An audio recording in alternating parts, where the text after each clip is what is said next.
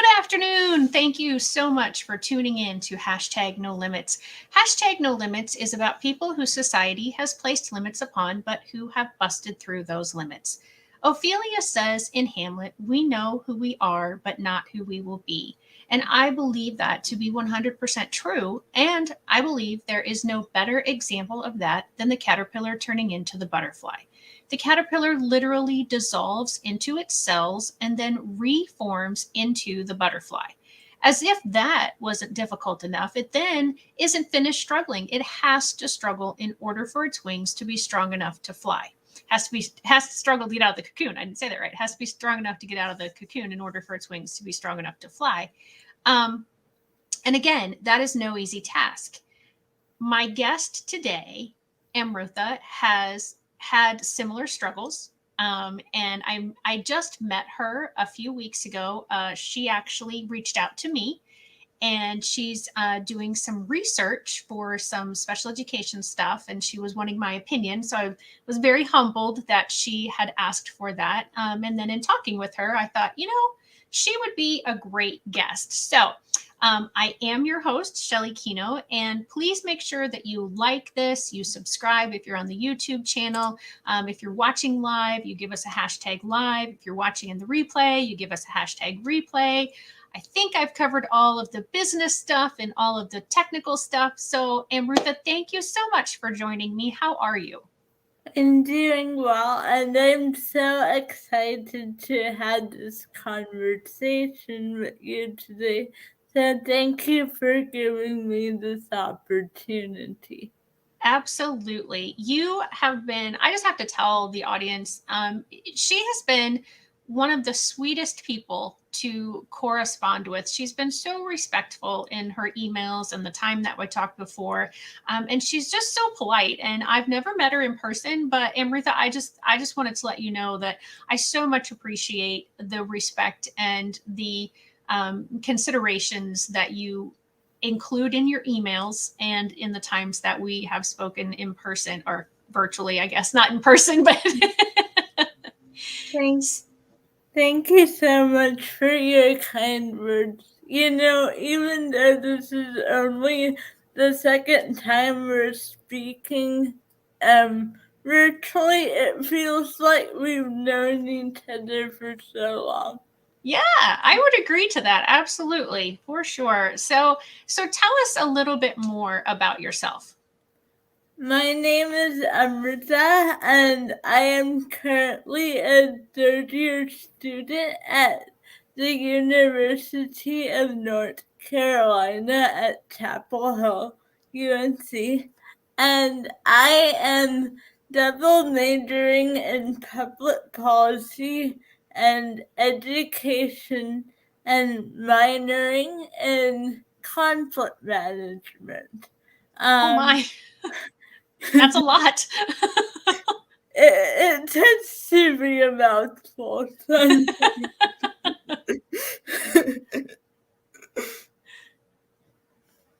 So did you want to keep going on yourself a little bit, or you want me to go? Sure. I just wanted to add that I'm very passionate about special needs advocacy as a person with physical limitations, and I'm very excited to continue my advocacy around this. Yeah, and the degrees that you're getting, I mean, the public policy, education, and conflict management, I mean, all of those things can result in advocacy in all different levels and stages. And so, good luck to you in all of that. And I imagine now that you're in your third year, you're really getting into the courses that are the really meat of that. Usually the first couple of years are just the general types of things, but third and fourth year is usually when we start to get to that stuff we really enjoy. Oh yes. Oh yes. Yeah, that's awesome. So, tell me, did you grow up there in North Carolina, or what brought you to Chapel Hill? Yeah, I've been in North Carolina my whole life. I was born in Plano, but we moved here when I was 6 months old. Oh, So I'm pretty much a North Carolina native, so Yeah. and I've been going to UNC my whole life for my medical needs, and I just loved how uh, kind and inclusive UNC was. So that's one of the reasons I decided to continue at UNC, and to this day I continue to be amazed by how kind and inclusive everyone is at UNC. That is so awesome to hear. I don't hear that all over the country, and to hear it from UNC, and hopefully there are other universities that I just haven't heard it about, but I'm glad to know that there's at least one that is a very inclusive environment for all people. And that gives me hope, and I hope that any of the listeners who have a child who isn't at college age yet will have that hope as well, because there are so many things that someone with a difference can do when given the opportunities.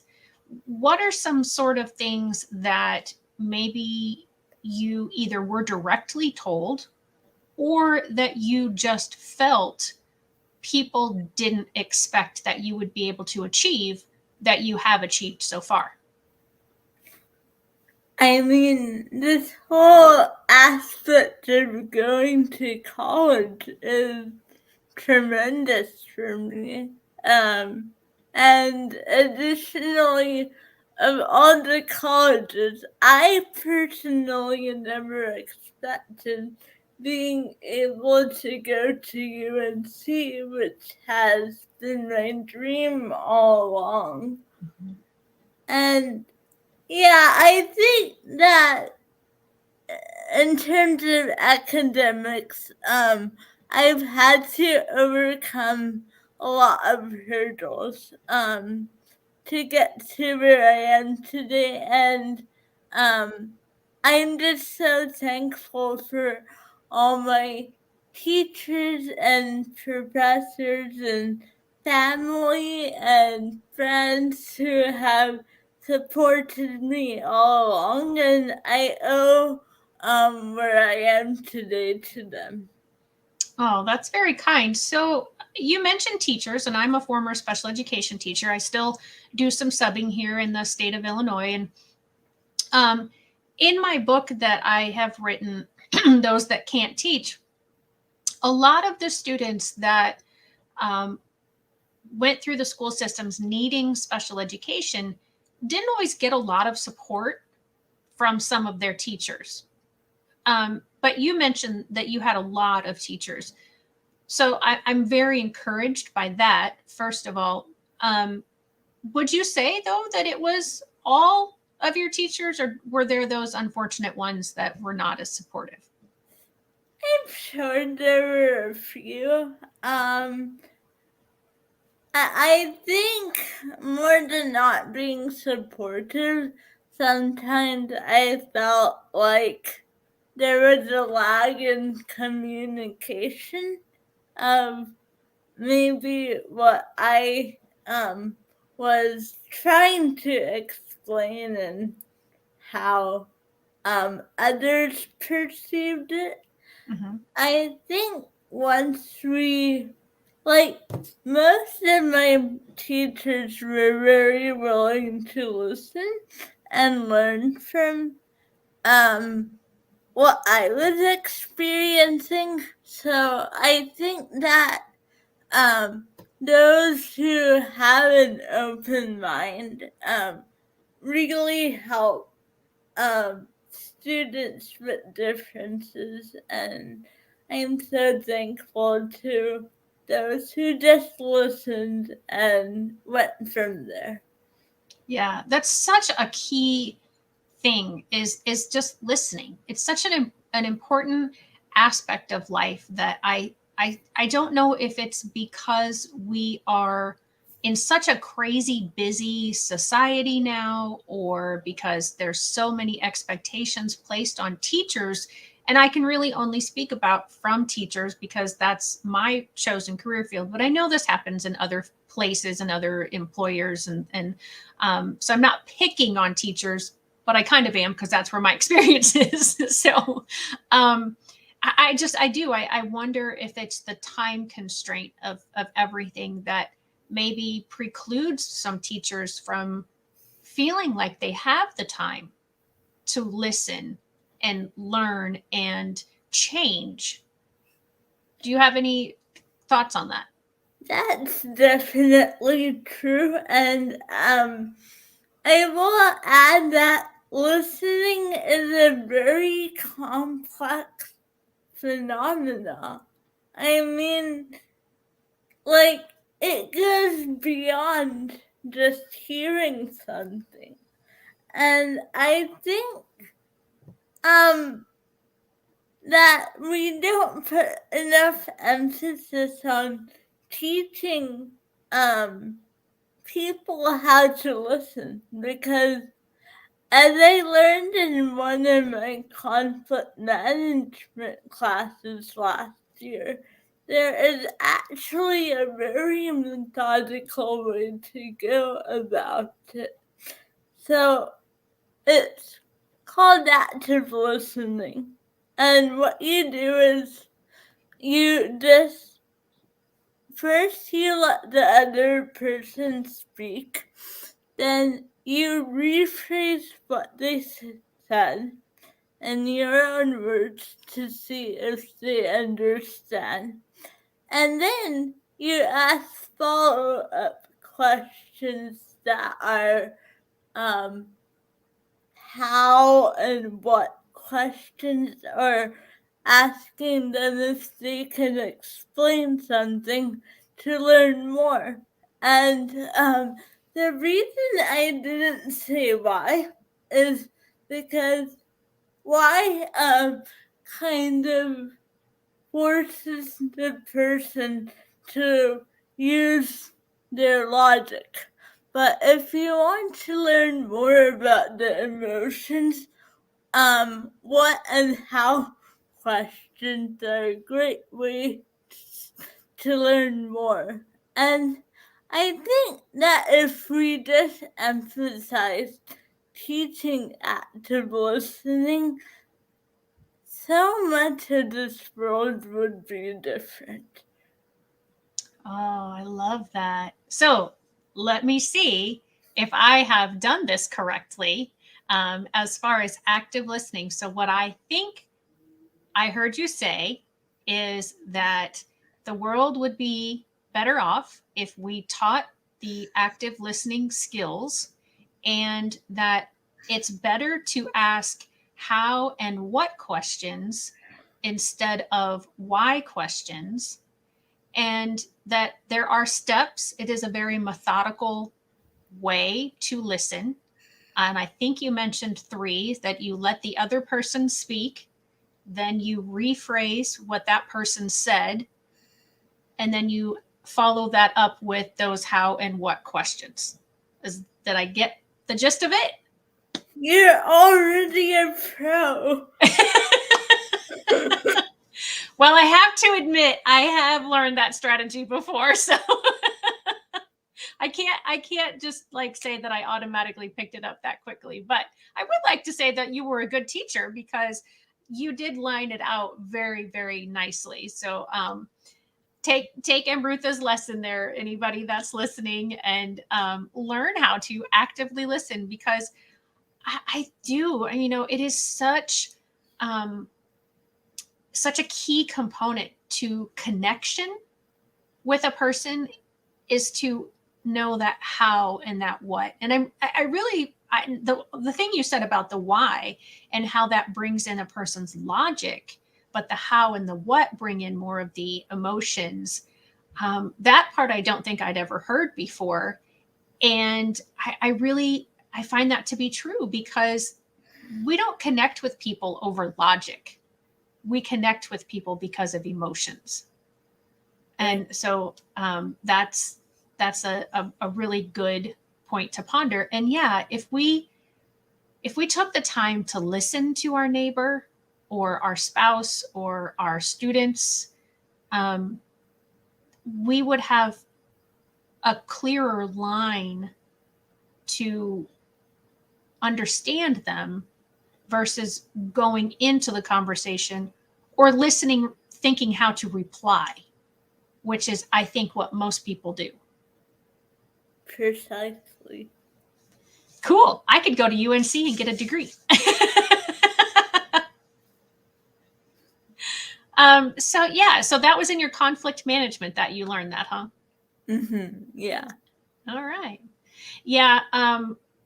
Being a teacher, working with students who had a lot of different behaviors that were unwanted behaviors, being married for almost 30 years, I've learned a thing or two about conflict and how to manage it. I don't know that I don't know that you could, I guess you can spend a whole 2 years learning on, I guess there's lots and lots of strategies involved with that. And especially if you're going into advocacy. So, what other tools do you use as far as advocating? Because I'm sure you've had to advocate for yourself before taking these conflict management courses. So, what sort of things did you do that you hope to pass along maybe to some of our viewers? I think the biggest thing I've learned is it's so important to see the best in others. Like when you acknowledge that someone may want to help, but they just may not be aware, and that's why you're having a lag in communication, then it makes everything so much more clear, and we can actually take the time to say, hey, I know you want to help, and thank you for embarking with me on this journey. Here's what I think. What do you think? And I really think that approaching any type of advocacy from a place of love and seeing the best in everyone is so essential to making progress. Yeah. Yeah, I mean the whole saying "love makes the world go round." It's not been a long time saying for no reason. And yeah, again, that goes back to that connection that we talked about, learning that how and that why. I mean, the how and the what of why someone is feeling the way that they're feeling or saying what they're saying, and being able to understand them a little bit better because we all come from a different perspective. We can be at the same event, we can be having the same experience, but our perspective of what we were before that experience or that event is very different. And I drive my husband crazy because when he comes to a decision, I ask him, well, how did you come to that? What made you come to that? And I think, and but maybe I do say, why did you decide that? And I'm going to have to change that.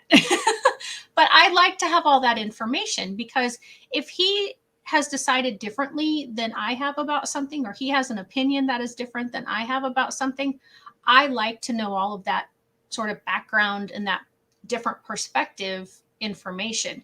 But for him, he's like, I've made the decision. I've thought it all out. I've done all the stuff. Why can't you just accept my decision? Or why are you trying to change me? And I'm like, I'm not trying to change.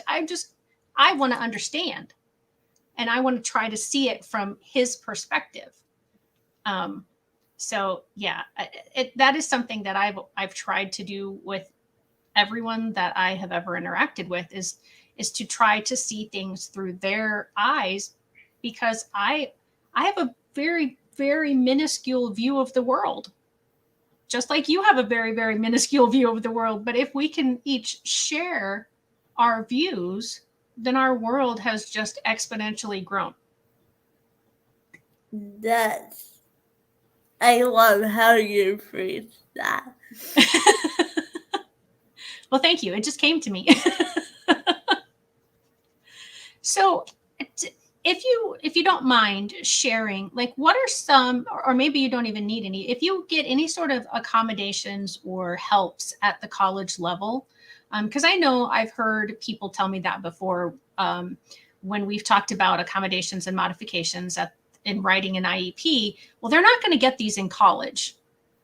So, have you gotten any, or do, even if you haven't gotten, since you're going into advocacy, maybe you can explain what someone would have to do to possibly get some of those helps in college? Sure. So I currently get extended time, and also I get priority registration because on the day when everyone's registering, it could be hard to get in the classes that you want because everyone is just so fast, you know. Right. So priority registration really helps.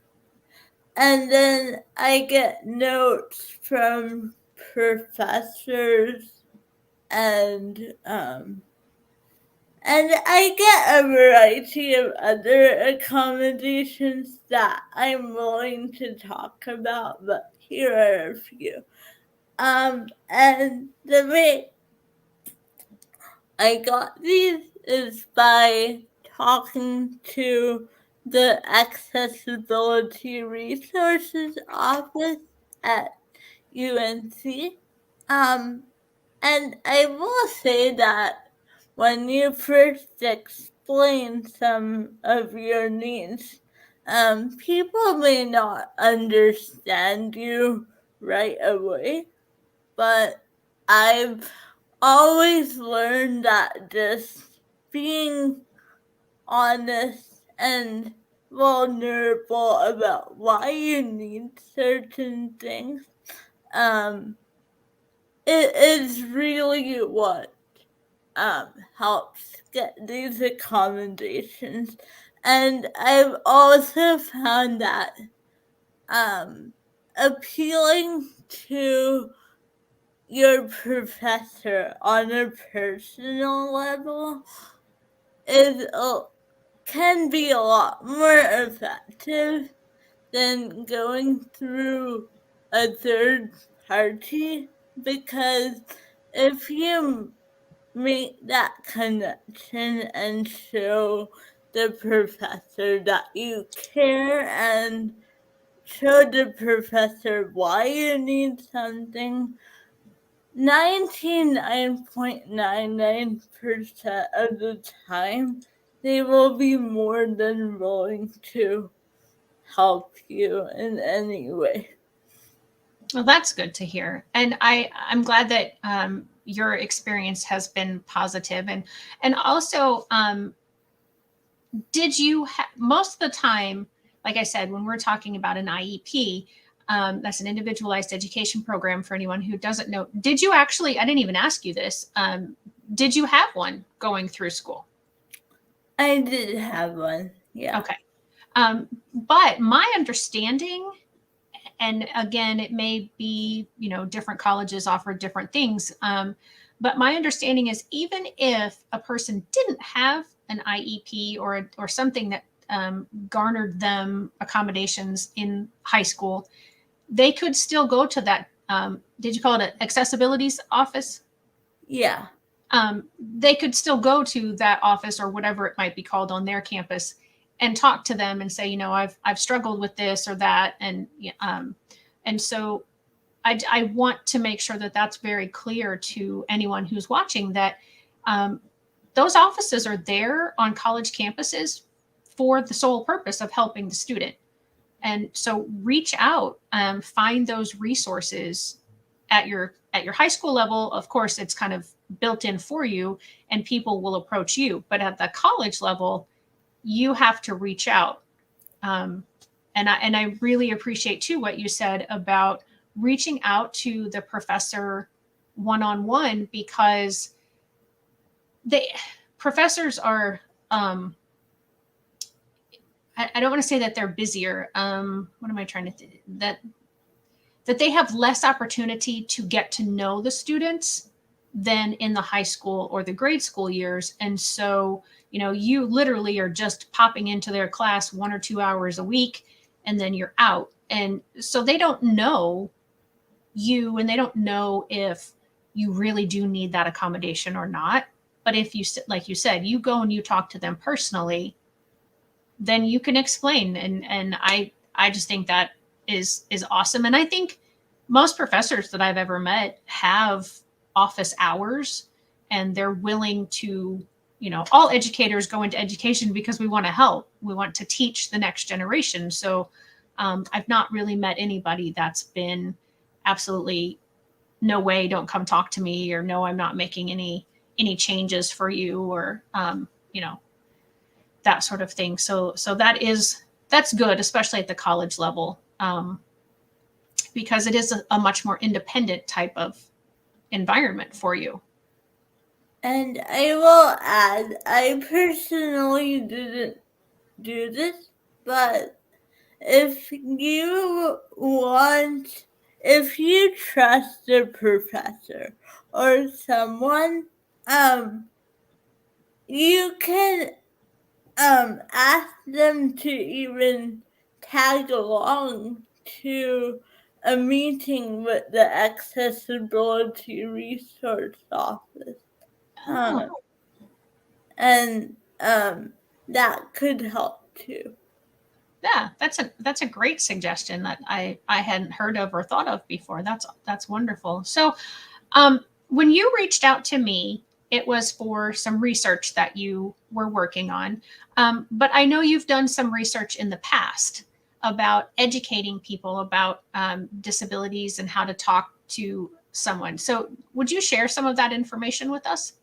Sure. So last semester I did a survey with a group of middle schoolers and high schoolers to gauge what they had learned in elementary school about accessibility differences and how they think we should go about educating students about these topics. And it was a very insightful survey.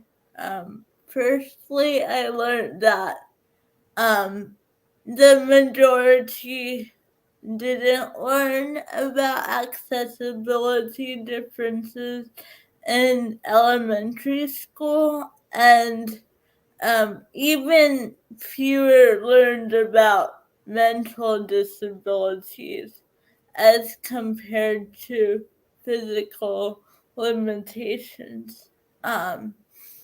And however, this made me very happy. Most of the people I surveyed, actually 100% of them, wanted to learn more about accessibility differences and how to be a good ally. And some of the recommendations they gave were introducing books and videos and other means of education into everyday subjects such as social studies and language arts and others, just to normalize the topic. Mhm. and and also they also wanted people with accessibility differences to come in and talk about their experiences. And many wanted to have more interactions with their peers in special ed classrooms. That is very encouraging, and I'm very excited to hear that that they are wanting that information. And unfortunately, it was no surprise to me at all that the results showed that there had been very little education at the elementary grades for accessibility differences. And I've noticed that in our conversations that I say disabilities and you say accessibility differences. So I want to put a pin in that, and I want to talk about that in just a minute. So hold on to that. But going back to the topic of your survey last semester,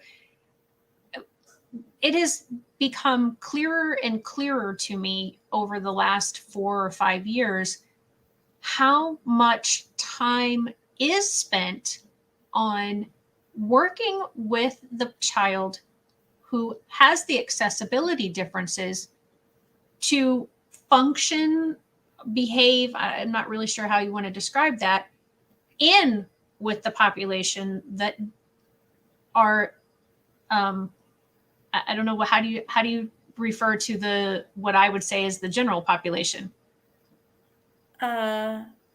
People without accessibility differences. Okay. That's where I was thinking it was going to go, but I wasn't sure. So we spend so much time in one segment and we don't talk to the other segment.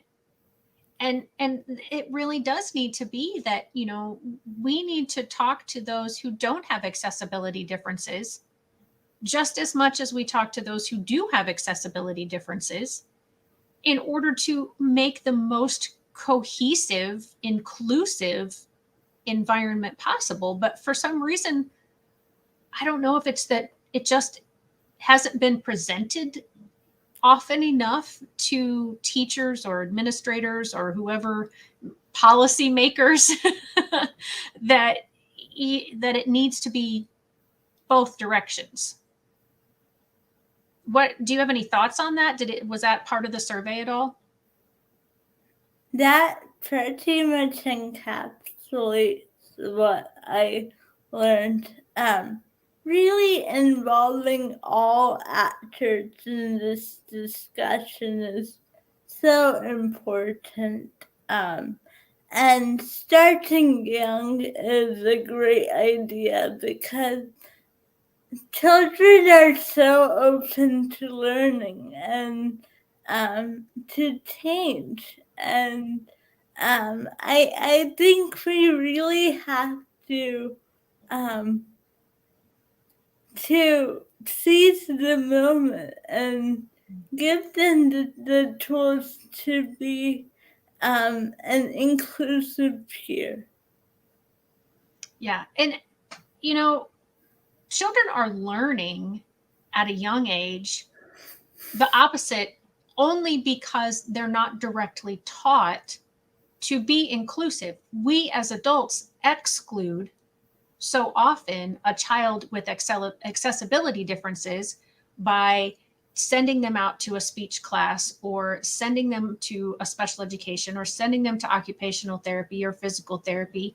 And even when we bring those therapists in or we bring in the special education teacher, because we don't talk about it, that sends the signal that we aren't supposed to talk about it, and it's something different and maybe wrong, or it's maybe not wrong, but it's just not one of those things that we talk about. And I think that's awesome what you just said, is that, at that young age they're already learning, and they're so willing to learn that, yes, let's teach them and normalize it, and teach them a positive way. Because I think that's kind of what happened to me growing up. Is when I was growing up, the special education law was just starting to come into effect as I was starting my early years of school. And I didn't see anybody in my building that had special needs. It was only until I was probably 12 or 13 that I finally realized there was even a classroom in this large building where I attended elementary school, that the students who learned differently were in that classroom, but they never came to lunch. They never came to my PE class. They didn't go to recess with us. And so I think that's where my sort of cognitive bias developed, was like, oh, well, they're over there. I must not be able I wouldn't have anything in common with them, or I wouldn't be able to interact with them because the adults have decided for me that I can't. So I think as a policymaker, when you go into that, that I hope that you'll be able to change some of that. And I know a lot of that has been changing with the inclusion movement and the full inclusion movement. But it is definitely still has a long, long way to go. Most certainly. So, in your experience growing up, did you spend most of your time in a gen ed classroom or in a special ed classroom? I spent most of my time in a general ed classroom growing up. I think that in kindergarten I spent a bit of the day in a special ed kindergarten class, but I spent most of my time in general ed. Good. As it sounds like you should have, because you obviously were academically capable of doing everything that your peers were doing, or otherwise you probably wouldn't be a junior at UNC Chapel Hill right now. So I'm very happy that your school recognized that, because unfortunately, hearing you speak, is not, your speech is not the same as my speech. Have how you've moved a couple of times. Your movements are not like my movements. Your mobility, I believe you told me, is affected as well. And so oftentimes when somebody sees all of those physical things, they assume that the brain and its ability to learn has also been affected. And so I'm very thankful that your school recognized in you that that was not the case. I presume that probably had as much to do with you as maybe your parents. Definitely.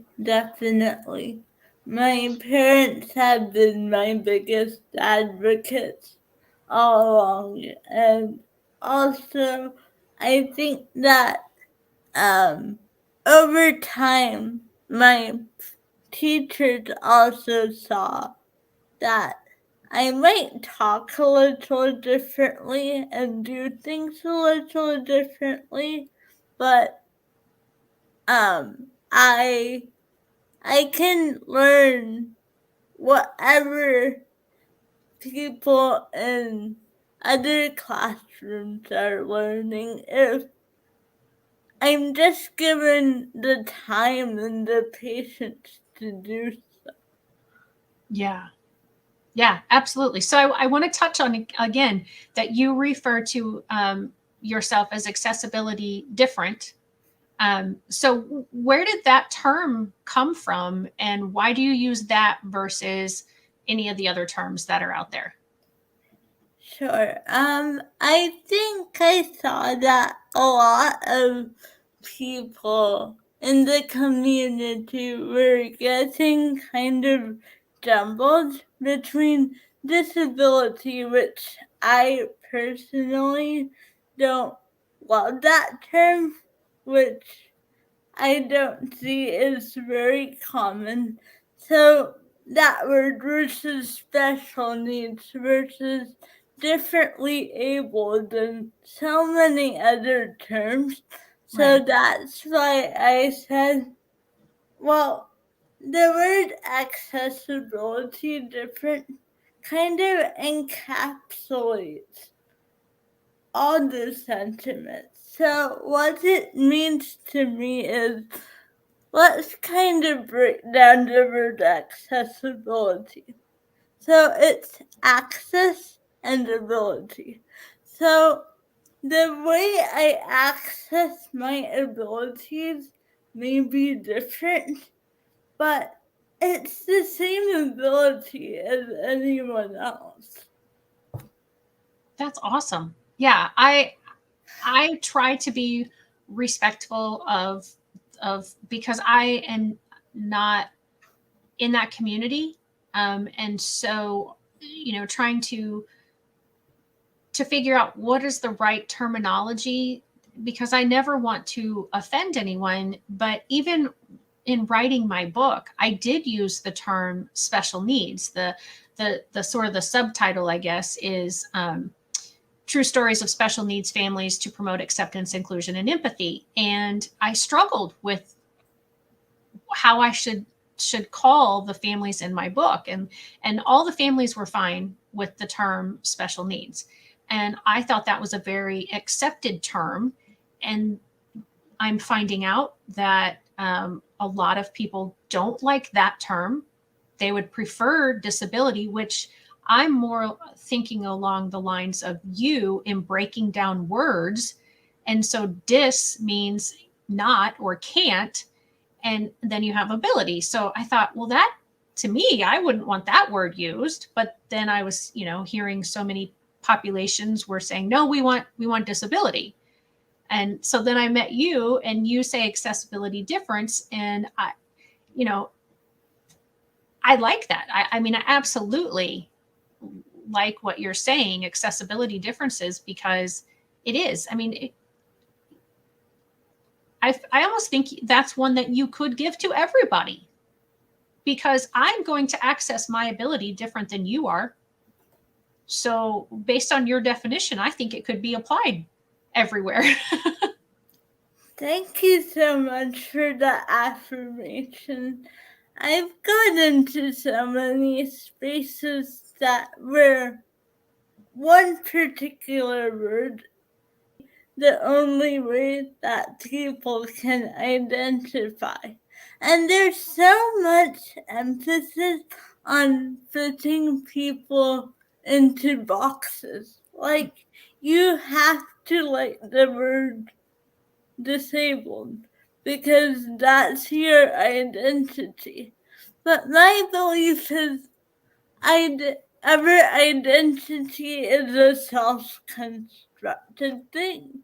Mm-hmm. So you can use whatever words you want. You don't have to try to convince yourself that one way is the right way. Yeah, I agree. And that's kind of why I stuck with the special needs on the title of my book, because I I thought about it, I prayed about it, and you know what we are accepting of today might not be accepting 10 or 20 years from today. And I'm hoping my book is still around and still being read and still, being picked up for the very first time in 10 or 20 years. And I thought, I can't see the future. I don't know what's going to be appropriate or accepted at that time. And so I'm just going to go with this for now. And, it will be what it will be. So thank you for explaining that. We have a little bit of time left if you're still good to keep talking, or if you're good. Okay. I didn't know if you had classes this afternoon that you needed to get to before a certain time. Um, so what else would you like to talk about? Because this is your opportunity to tell your story the way you want it told. That's what I always try to tell my guests. And for the audience, it's for them to hear lots of different perspectives. Because, like I said, now my world grows exponentially for every perspective that is shared with me. I appreciate the question. Yeah, I think that I just want to reiterate that I really believe that in order to make a change, we have to start with the students, because Students are the future. Mhm. They are the future policymakers.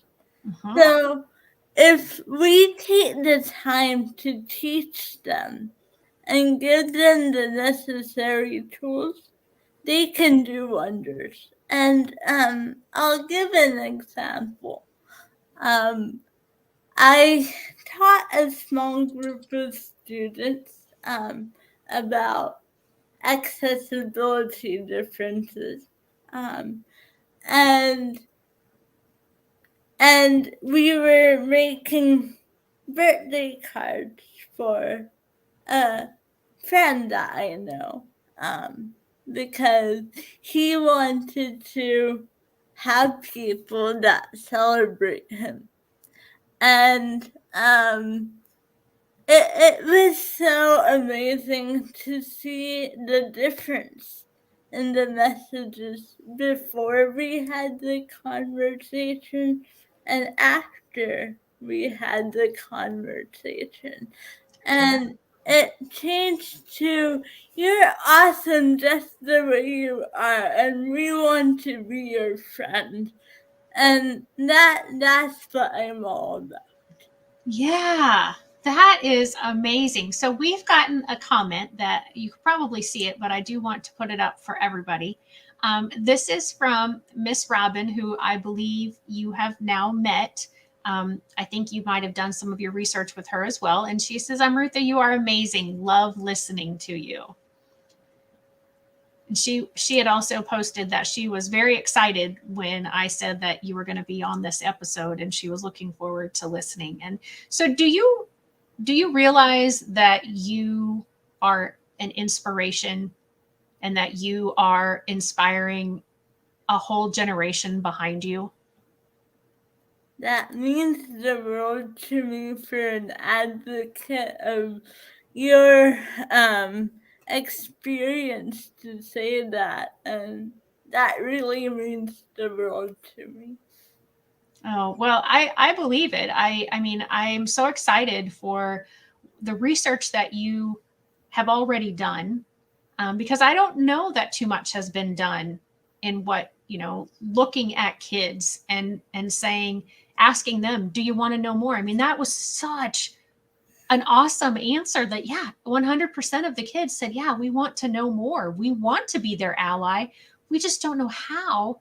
And it's something that I have been talking about a lot, probably in the last 6 months to a year, is that we do spend all this time with the child in the special education environment, teaching them how to interact in the general education environment, but we don't work on the general education kids. And I think I was on a podcast recently on how to teach anything, and they asked me the question, like, you know, for even a coach or a dance instructor, not just in a school setting. And I said, allow the kids to ask the questions, allow them to acknowledge that there is something different about another person, and allow them to say, I recognize that difference, I don't understand it, please give me information so I can understand.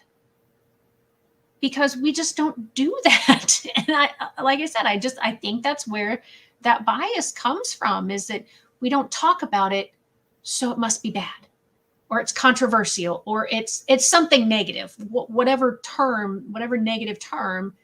And we just have to get so much better. And I can proudly say that I did some of that in my teaching career, where I had students that did spend the majority of their day with me. It just turned out that way in all their meetings, that it was decided there were 5 of them, and we called them the Fab Five. But I set up a program where every day for 30 minutes, kids from the general education population would come in and just play games and dance and have fun and interact with the kiddos that weren't out with them all day long. And I had such a tremendous, it was a volunteer opportunity. I went from, like, the first year I started it to having maybe 10% of the sixth, seventh, and eighth graders that volunteered to, by the sixth or seventh year, whatever the last year was that I did it, I had like a 99% volunteer rate because it was such a great experience for everybody. And people told me, I'm going to go into special education. I'm going to go into physical therapy. I'm going to, I want to do something where I can work with people who learn differently, which is how I've always described my students is everybody can learn. How we get there might look different. And so I'm so excited to know that there is now research that says they want to know. It's not just kids in Southern Illinois, it's kids in North Carolina too, and probably all across the country.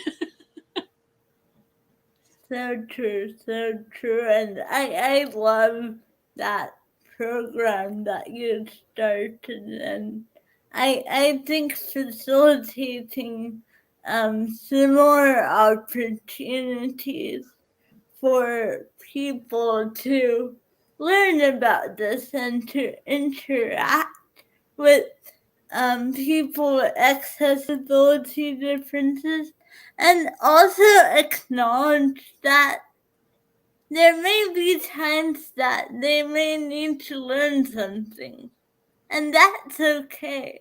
I think that's very important to emphasize.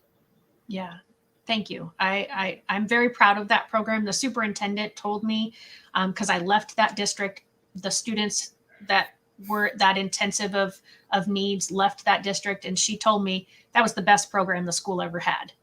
And to know all the programs that the school had and to be told that was very heartwarming. And still to this day, the students, whether they were in the general education population, will still ask me if they see me or they see the students that they had their buddy time with, which was what I called it, was buddy time. Mhm. And they'll still reach out to them through social media, or if they happen to see them around town. Speaking of social media, you've grown up in the age of social media. Um, has that had any impact on you, positive or negative? That's a very good question. I try to be very careful with social media because you don't know who's out there. Right. Um, so I would say that within people that I know, I've had very positive interactions. Um, and I've gotten very positive interactions from parents and teachers who follow what I do. I would say that, like, with some people, I've only had like a few negative interactions.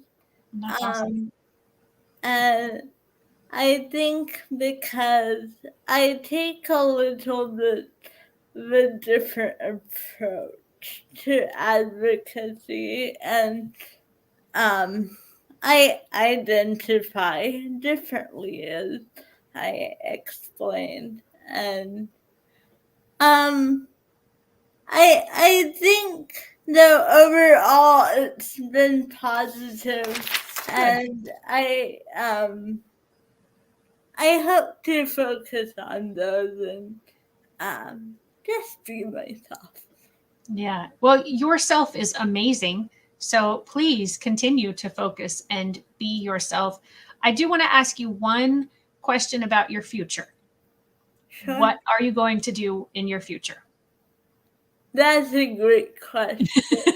And I'm still trying to figure it out. But at UNC, there's this place called the Campus Y, which is a center for social innovation and social justice.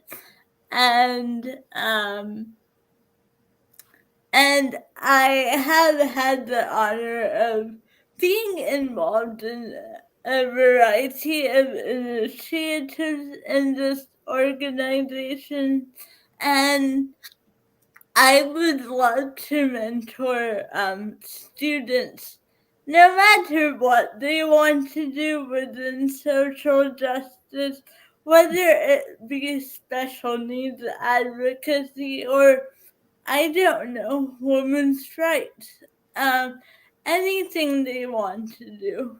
Um, I would love to mentor them and really be that staff member who cares for them academically and on a personal level. I think you would be an amazing person in that role, because you obviously care and you have empathy and you have the experiences of some of the struggles and overcoming those struggles and just wanting to make a change. And I so appreciate that about you. I don't always see that in people your age. And so that's part of why you're inspiring the next generation, is because you have that drive. You have that desire to, you see that there's something that needs to be better, and you're continuing to work to make it better. And I thank you for that. And I thank you for being on with me today. I very much enjoyed this conversation, just like when we had our conversation when it was for your research. You are such a delight to speak to. And again, I don't know many people that are as polite and courteous as you are, especially at your age.